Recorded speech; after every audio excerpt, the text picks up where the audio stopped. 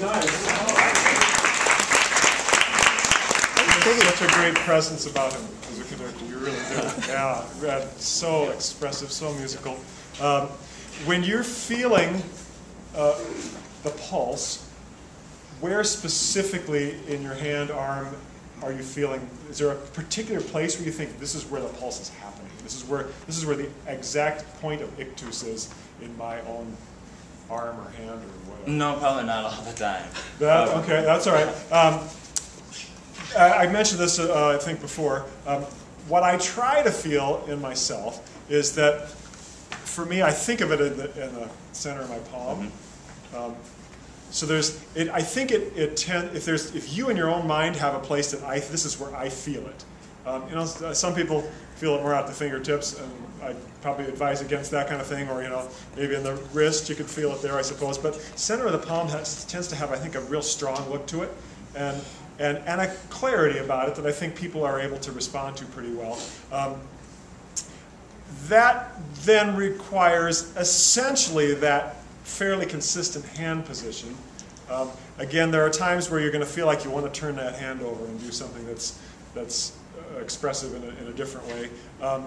I think that's probably one thing that I see that you might just think about more is, where exactly is that point of ictus, so that everybody can see that clearly. You're so expressive and so musical. You're not in any danger of losing expression by doing that, I think.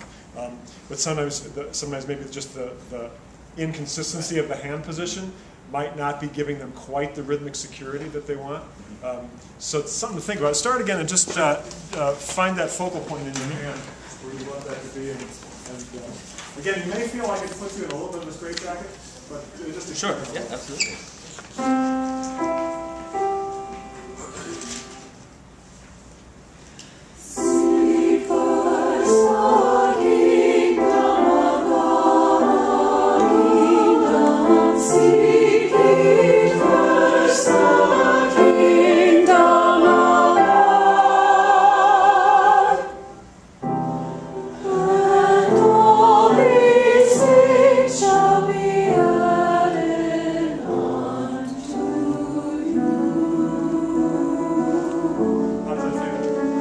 It would definitely take some practice to kind of get used to it, but I think it is a good thing, especially with a church choir where they're not always, they really need that. How did it look to you?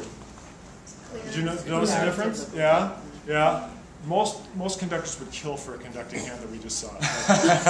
It was just it's so relaxed, and it's just such a beautiful shape to it, and I mean, he's got the fingers, I think, extended just right. I mean, for my taste. Yeah, I think I just thought, oh my goodness, put that in a textbook. Yeah, so that was terrific.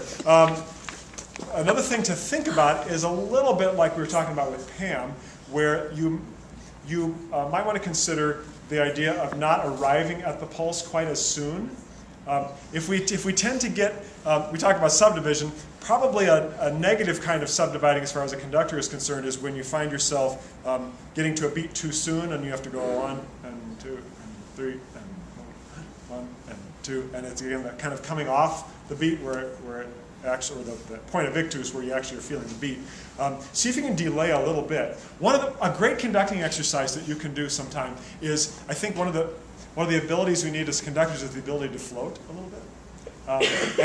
And it's a subdividing exercise. So you can go, I have my conducting classes do it where we divide from like 2 up to 8 per pulse. So we'll go, I'll do it loud.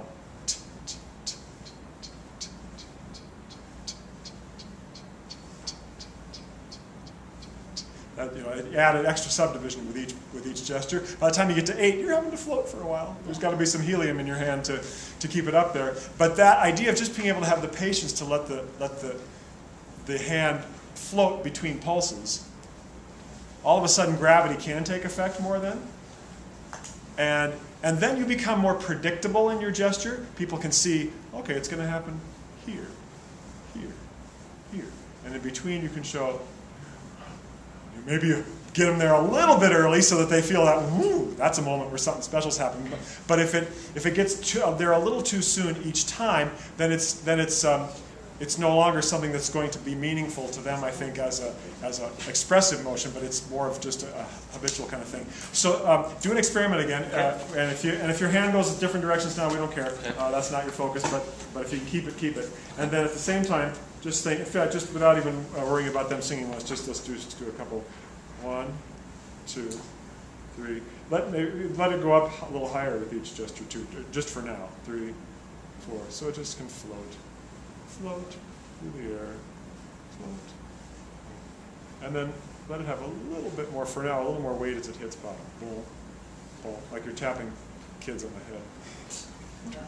And you're just a tiny bit disciplinary about it. Don't do that. Stop it. Yeah. And you think, well, now am I taking away from the legato aspect of what I'm doing? Maybe there's danger of that right now, but I think for your purposes it might be good to just get that kind of clarity in it. And again, you're so musical, you're not going to lose legato. You're going to be fine. But think about just that floating between gestures a little bit, between these.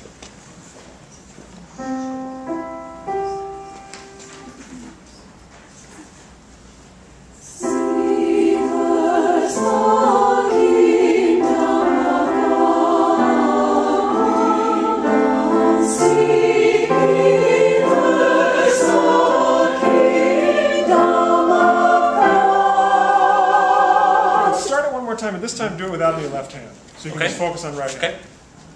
Do it again. Seek first the kingdom of God, seek ye first the kingdom of God. Just as you get to that last one, yeah, it's getting better. As you get to that last one, kingdom of, and it starts down on of, kingdom. Now you may just want to subdivide that. Kingdom of God. And